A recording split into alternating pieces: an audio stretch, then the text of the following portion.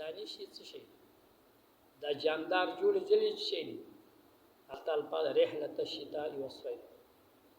په زمین سفرونه کې تجارت د پاره په دوبیم سفرونه کې تجارت د پاره په زمین هغه خواته کې چې ګرم ملکونه په دوبیا خواته کې چې یخني ملکونه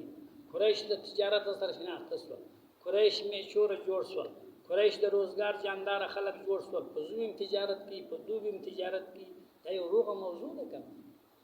او قریش دغه سیو د 15 شانې او بیا په وخت کاروباریان جوړ شول تجارت ایلا فی قریش تی مطلب دا قریش بیرته سره ملاوت شول لزان سره نه مطلب د دې کوم کې بلی یو ځای شو یو پراتو امسایه هغه ټول سره په ویجه سره یو ځای شو بیا وستاره دونی میچور دي چې اوس عربو تجارت دی چې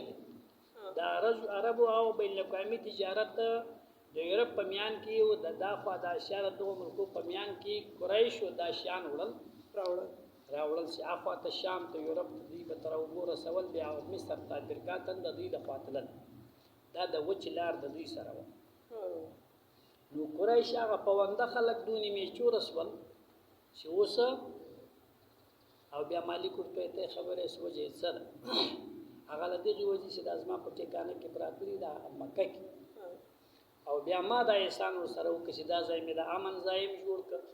دې قافلې په کې وړي وراوي خلک دې خپل په دې قافله بیا څو کار کا سر نه وایي د قریشو قافله ده خو اوس ورته ګوره ما ته باغیان ما دا سره وکړل لیکن حالت دا د ما سره نه مې زما نه دي سره یو ترې ناشکری ګوره یو طرف ته حالات تبدیلی ګوره حالات د کم ځای کم د صفر ل زیرو کم ځای تلاړي بل طرف ته بغاوت ګوره یعنی شکر ادا کول پکارو فلیعبدوا رب هذا البيت دا رب د بیت د رب بندگی دی وکي کم رب الذي اطعمهم من جوع اسی وجه وسی هر څه ورکړي وامنوا من خوف اسی په خوف په ډار کې وختون ترول اوس په امن سو کار نه پدري دارم په خلکو کا مال راس ما احسانات ور سره کړی دا د نعمتونو مې ورکړي دا د اله فی قریش ته مطلب دا خادي سره در په در ول ما په ویچ کول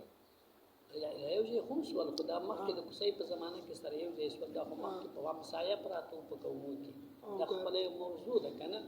خو دلته اشاره سی یو دم کې کورې سره یو ځای کې دوتم وایي میچور کې دوتم وایي